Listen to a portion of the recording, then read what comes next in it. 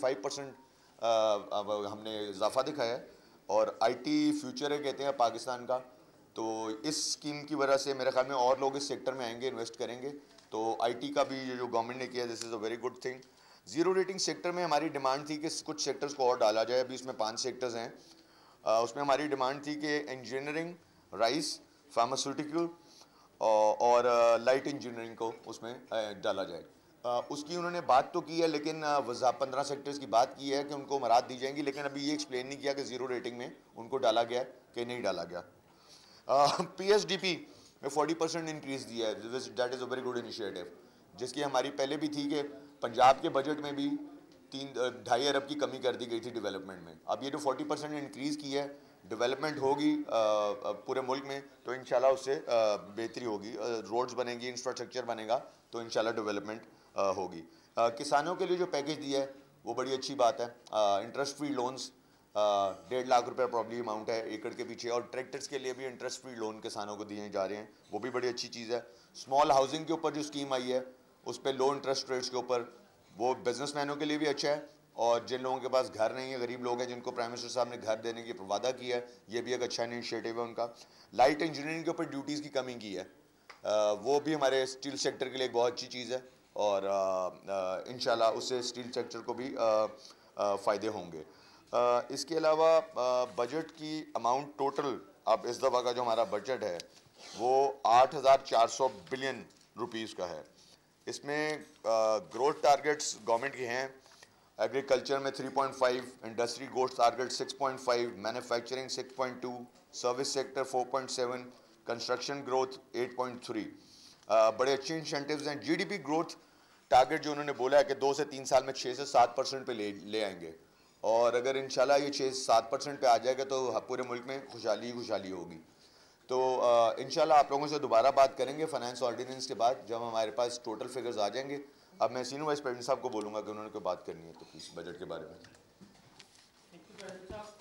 एक तो खुशाइन ये है कि जी काफ़ी हद तक सॉफ्ट बजट इस दफ़े दिया गया है, लेकिन कोविड की वजह से मुल्की हालात को देखते हुए इन्हें जो टारगेट अपना इतना बढ़ाया है इन्होंने कलेक्शन का, वो नहीं बढ़ाना चाहिए था। और इसमें छोटे जो टारगेट जो कि सिंगल सेक्टर की हमारी डिमांड थी, उसको उन्होंने नहीं देखा, उसको भी देखने की ज़रूरत थी। गाड़ियों का एक बड़ा अच्छा उन्होंने इनिशिएट किया है कि गाड़ियों में उन्होंने सेल टैक्स 17 से 12.5% पे कर दिया है। ये एक बहुत अच्छा खुशाइन है कि लोकल मैन्युफैक्चर जो हमारा है, ये जो ज़रूरियात है वो इंपोर्ट से लोकल पे आ जाएगी। ये एक बड़ा अच्छा इनिशिएटिव उन्होंने। रॉ मटीरियल का भी जैसे प्रेसिडेंट साहब ने बताया, ये भी एक बड़ा अच्छा है। बाकी जो ये 850 सीसी पे भी उन्होंने FAT जो थी वो भी ख़त्म कर दी है, ये भी एक अच्छा है। लेकिन ये इंपोर्ट पे भी होगी, ये लोकल पे भी, दोनों पे जाए ख़त्म होगी। मोबाइल पॉलिसी, बाकी जो चीज़ें हैं वो आपको जब देखेंगे, पूरा बजट को स्टडी करेंगे, इंशाल्लाह दोबारा आपको चलिए देंगे। तो मैं आप कहूँगा वाइस प्रेसिडेंट साहब वो भी कुछ कहना चाहिए तो बिल्कुल बात करेंगे। जी ताहिर मंजूर साहब जी, वाइस प्रेसिडेंट, मोबाइल पॉलिसी की बात कर देना। Thank you very much president साहब। आपको डिटेल्स मोबाइल पॉलिसी का मैंने कहा था बोल दे, मैंने उनको बता दी।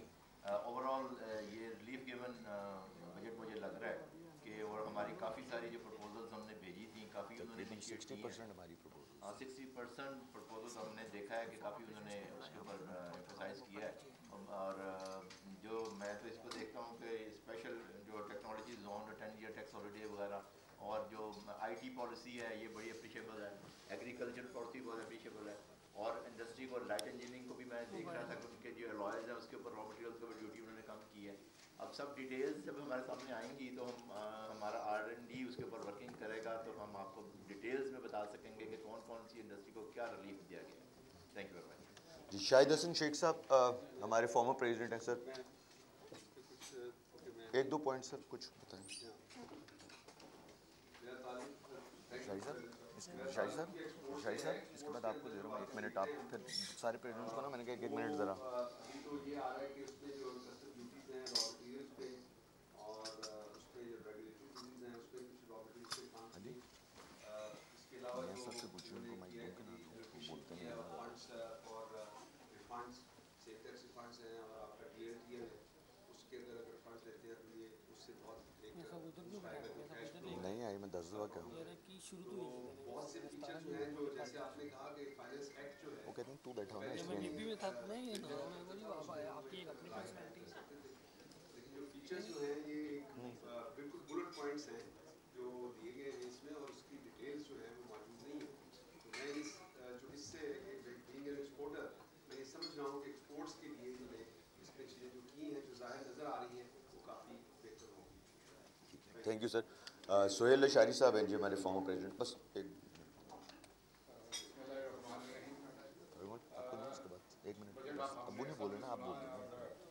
जैसे कि यूजुअली होता है कि बजट में शुमार बताए जाते हैं, मगर मैं चंद मखसूस चीज़ों को टच करता हूँ क्योंकि बाकी तो उन्होंने तकरीबन बहुत से सेक्टर्स को टच किया। एक तो सेल्फ असेसमेंट स्कीम जो वो कह रहे हैं कि हम टैक्स में लेंगे, वो बहुत अच्छी बात है कि ये अरसे से हम ये चाह रहे थे। जो गरीबों के लिए भी जो मिनिमम वेज उन्होंने कही है कि 20,000 करेंगे, आई थिंक वो बड़ी 20,500 अगर हम सब इसको बाद में इम्प्लीमेंट भी कर सकें कि कम अज़ कम तनख्वाह जो होगी वो एक मजदूर की काम करने वाली है 20,000 होगी। हायर एजुकेशन कमीशन का अलॉटमेंट उन्होंने 66 बिलियन रुपीज़ की है, जिसमें उसकी बड़ी ज़रूरत है। और जो ख़ास बात हुई है, जो मैं आखिरी बात करूँगा, वो है कि ट्रिकल डाउन इफेक्ट के बजाय बॉटम अप पॉलिसी पे वो काम करना चाहते हैं। इसका मतलब ये है बॉटम अप से कि जो सबसे कम आमदन वाला आदमी है उससे ऊपर लेके जाएं माशी हालात को। तो इसका मतलब ये है कि हर एक फ़र्द को वो चाह रहे हैं कि हम टच करें और वो तरक्की करे, ताकि जब सारे फ़र्द टच करेंगे तो उससे इकॉनमी जाएगी मुनिसिपल के नीचे से ऊपर आए। तो ये बहुत बड़े सेलिंग फीचर्स मैंने सब आपको बताए हैं। बाकी मेरे ख्याल में बहुत अच्छी। Thank you sir. Farooq Iftikhar साहब हमारे former president.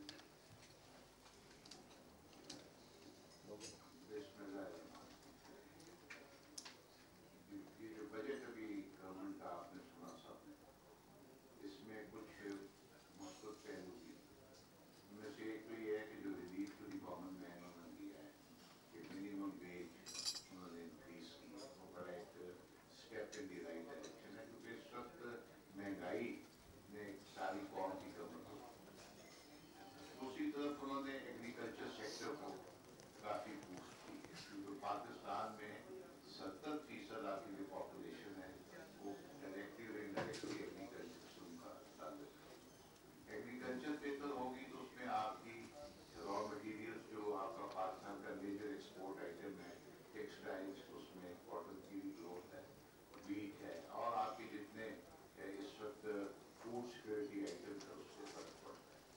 Life stock Pakistan का एक बड़ा स्ट्रॉन्ग पॉइंट है, उसमें डिटेल नहीं आई, खाली प्रेसिडेंट्स बस। एग्रीकल्चर लाइफ स्टॉक के लिए कैसे रखते हैं तो मियाज़ जावेद भी है ऑफिस में, वो भी है। तो वो कहता है कासिम साहब और जावेद साहब मैंने सिर्फ फॉर्मर प्रेसिडेंट। तो फिर मियाँ जावेद भी बैठा है, वो भी फॉर्मर VP है। मियाँ जावेद भी तो बैठा है, वो भी फॉर्मर VP है। Thank you sir very much. अगर कोई क्वेश्चन है तो सर प्लीज़।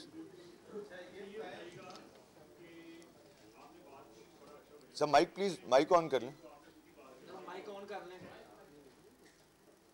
टैक्स जो उन्होंने इतना बढ़ा दिया 13-14 रुपया लेना है, तो वो किससे आपसे लेना है, किससे लेंगे? इससे तो नहीं लेंगे। नंबर 1।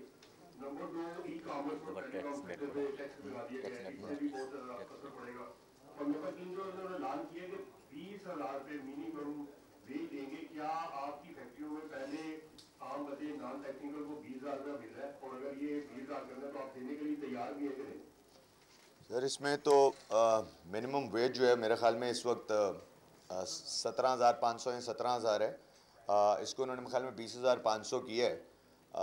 तो हमारे ख्याल में तो राइट स्टेप है। और क्योंकि आपको पता है महंगाई कितनी हो गई है, तो परसेंटेज बढ़ाइए बेसिकली, तो परसेंटेज बढ़ाइए। और मेरे ख्याल में मैं अपनी बात करूं एज अ बिजनेसमैन, और अभी जो मेरे साथ बैठे हैं जिनसे मेरी बात हुई है, हम तो रेडी हैं पे करने के लिए वो। और दूसरा जो आपने बात की कि टैक्स जो बढ़ाया है इसको हमारे से कलेक्ट करेंगे, टैक्स नेट में बहुत इंक्रीज़ हुई है कह रहे हैं। नया टैक्स पेयर आया टैक्स नेट में। अब उसकी लिस्ट जब आएगी तो पता लगेगा। 3 लाख के करीब कह रहे हैं नया टैक्स पेयर आया। तो प्रॉब्ली हमें जो अभी तक बजट में नज़र आया, हमारे पास ऊपर तो इतना बोझ किसी चीज़ पे नहीं डला अभी फ़िलहाल, लेकिन वो आगे जाके पता लगेगा जब ऑर्डिनेंस आएगा। लेकिन जो 3 लाख नया टैक्स पेयर आया तो प्रॉब्ली उन्हीं से टैक्स कलेक्ट होगा। जी जो बात इस बजट से एक्चुअली तो मैं आपको सही बात बताऊं, इतनी पॉइंट्स उन्होंने बोले हैं लेकिन इतनी क्लैरिफाई उन्होंने नहीं किया कि हर चीज़ में है क्या।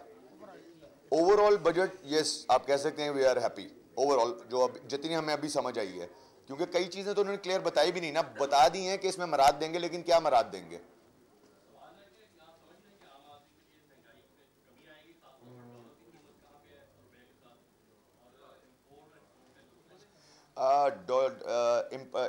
मेरे ख्याल में जो एक्सपोर्ट का इन्होंने रखा है target that is 26.5 billion next year का, और इंपोर्ट का रखा है इन्होंने कोई 55 बिलियन के करीब।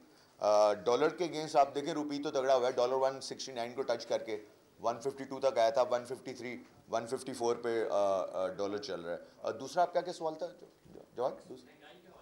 महंगाई के हवाले से, महंगाई के हवाले से देखें, ये तो हमने पाकिस्तान में देखा है कि जब डॉलर और पेट्रोल ऊपर चला जाता है तो चीज़ें महंगी हो जाती हैं, लेकिन जब पेट्रोल और डॉलर नीचे आता है चीज़ कभी सस्ती वापस आती हुई हमने नहीं देखी। लेकिन जो इंसेंटिव्स इन्होंने देखें किसानों के लिए दिए हैं, घरों के लिए दिए हैं, ये ज़ाहिरी बात है जब ये कंस्ट्रक्शन सेक्टर जब चलेगा, बेशक ये छोटे घर हैं, बेशक उससे भी छोटे घर हों, जितने मर्जी छोटे घर हों, 2-2 कमरे के घर हों, कंस्ट्रक्शन सेक्टर से रिलेटेड 50 सेक्टर है जो चलेगा साथ। सीमेंट चलेगा, ईंटों वाला भट्टा चलेगा, रेट चलेगा, लेबर की बहुत डिमांड है इसमें, तो इम्पैक्ट तो पड़ेगा उसके ऊपर सब चीज़ों पे।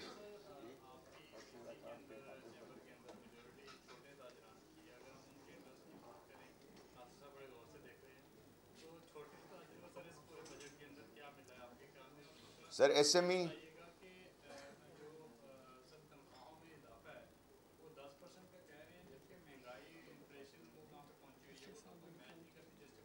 %10 तो उन्होंने पेंशन और गवर्नमेंट एम्प्लॉयज़ में 10% का इजाफा